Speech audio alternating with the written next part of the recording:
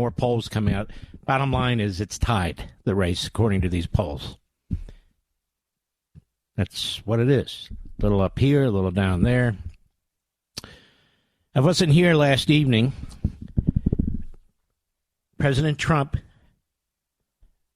invited me to interview him about something very special that you're going to find out about in a moment. I interviewed President Trump for 2 hours straight, Mr. Producer. And this Saturday, this Sunday, special Labor Day weekend editions of Life, Liberty, and Levin. Now, you've seen him interviewed before, but I haven't interviewed him since March of 2023. And he and I have excellent chemistry. He has said it himself. And the reason is I'll ask a question, I'll let him finish the answer. And we get into all kinds of subjects you might anticipate, of course. But I also asked him if he received a call or a note after he was shot from Kamala Harris, Mr. Producer. I asked him if he received a note or a call from George W. Bush. We talked at length about the big issues and family and so forth. And you know, you can learn a lot when you keep your mouth shut. You just listen. And unfortunately, too many interviewers haven't figured that out. Now, I hope you'll watch it. Now, it's Labor Day weekend. If you don't think you'll be around, go ahead and set your DVRs now. If I don't mention it, nobody else will, which is really too bad. So we did, that's where we were last evening. He couldn't do it any earlier. I hate to miss the radio show. But he is hustling. He is out there. He is busy. I don't know how he does it. And literally just before he sat down for our talk, our discussion. And by the way, that's what it was. It was just a discussion, you know, with the other people in the media, the other press, I should say. I'm not press, but them. It's, well, what do you mean by dictator? What do you mean? I don't do that. I'm not interested in that. And so he's able to speak and express his views about a number of things. But right before he entered the room and sat down for the discussion, he'd been indicted again in Washington, D.C. by Jack Smith. And we talk about that. And we talk about other things as well. I see a chyron on Fox. Harris closes gap in several key swing states. Ladies and gentlemen, I've been through many presidential elections. This time, in 1980, Ronald Reagan was trailing Carter. It's just impossible to know right now what's what. It just is. And so you keep plugging ahead. And we're going to talk about what's being done to this country by the Democrats, the media, and Kamala Harris, of course. Anyway, so these will be special editions of Life, Liberty, and Levin. We have to trim it just a little bit. We're going to do everything we can not to edit the meat of the interviews, because I don't believe in that anyway. Just for this Labor Day weekend, it's an exclusive with President Trump. There'll be no other interviews, I guess, until next week. And as I said, it was wide-ranging. You'll learn a great deal about the president. And yes, we did talk about the day we were shot, but I dressed in a little bit of a different way. How Melania got word, the reaction of his kids. So we get into family as well as the other issues. So I know you're going to like it, particularly you in this audience. And spread the word, honestly, because the more people who watch it, the better. The more people who watch it, the better. Because they'll see him. It doesn't do anything for me, so they'll see him. You know, there was a piece in the New York Times the other day by Rich Lowry, the head muckety-muck at National Review. And it's getting a lot of attention, and it should. It is, in fact, a very intelligent piece. Now, he's got his little shots in there against Trump, as everybody seems to. But when you overlook it, because there's not much of that, He's right. And what he says in this New York Times piece as a guest opinion writer is, look,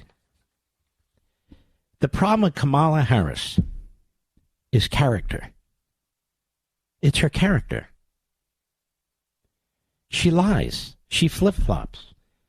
She's deceiving the American people. She's hiding from the American people. We don't even know if her flip-flops are honest. They're likely not. And I'll put it my way, she's a chameleon. So, yes, she's a radical leftist, but she's a chameleon for purpose of elections. He says it's important to raise all these issues, but it's more important to link them to character. And he explains this whole border czar issue. She doesn't care what happens on the border. She doesn't care about the consequences of what happens to kids, to others. She doesn't care about what happens to the women on the border, the drugs coming into the country. She doesn't care, and she doesn't act like she cares. She just doesn't care. She doesn't care about inflation and the impact on the middle class in particular. She just doesn't care. And she's never cared. As vice president, she never said anything about it. She defended Bidenomics. Now she claims bread's too expensive and so forth and so on. That's obvious to everybody. All she's doing is telling us what we already know. But she doesn't care. She has no plans to do anything about it. In fact, she wants to spend more. And he points out this is a huge character flaw. This is a huge character flaw. He talks further. When you look at all these issues, nationalizing health care, if you will, taking health care, private health care from people who like it. She doesn't care. So what? Eliminating fracking, which would choke energy production in America. The consequences you can only imagine. To jobs, to what happens in the winter, the production of electricity even, and so forth. And so, she doesn't care. And that's a very, very important point. It's a character issue.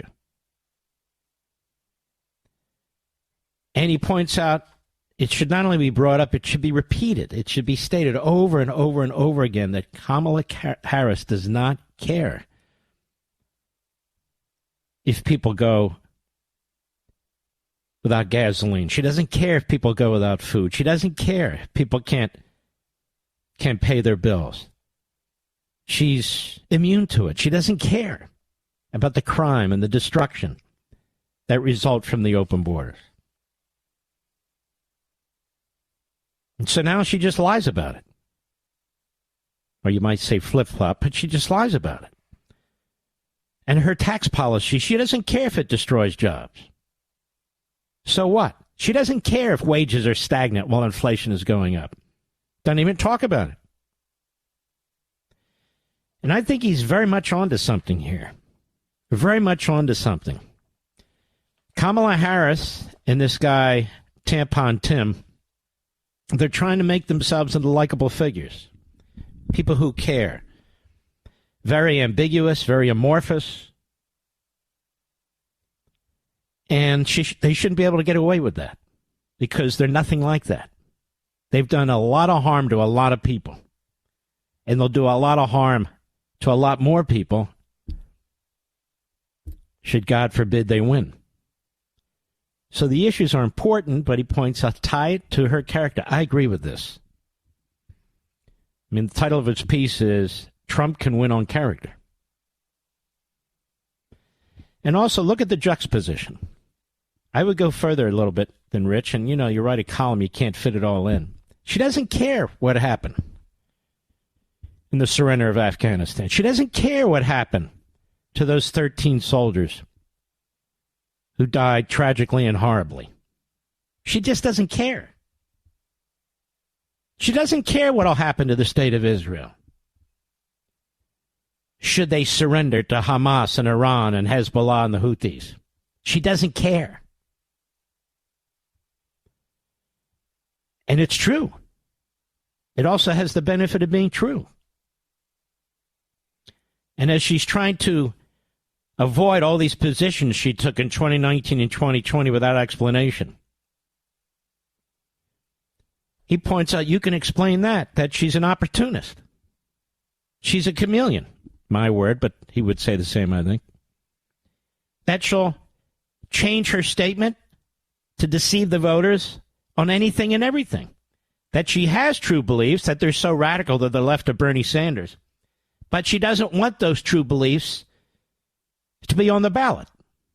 She doesn't want you voting on those. So I would argue, she's the most dishonest candidate to ever run for office. Ever. Ever. And so I think this is a very smart and perceptive point by Lowry. Link it back to character. She doesn't care about the 13 who died. She doesn't care about all the mayhem, murder, rape, the drug cartels on the border. If she cared about it, she would have done something about it. She doesn't care that the nation is nearly bankrupt. She doesn't care that interest rates are through the roof, that cars and homes are unaffordable. She just doesn't care. I agree.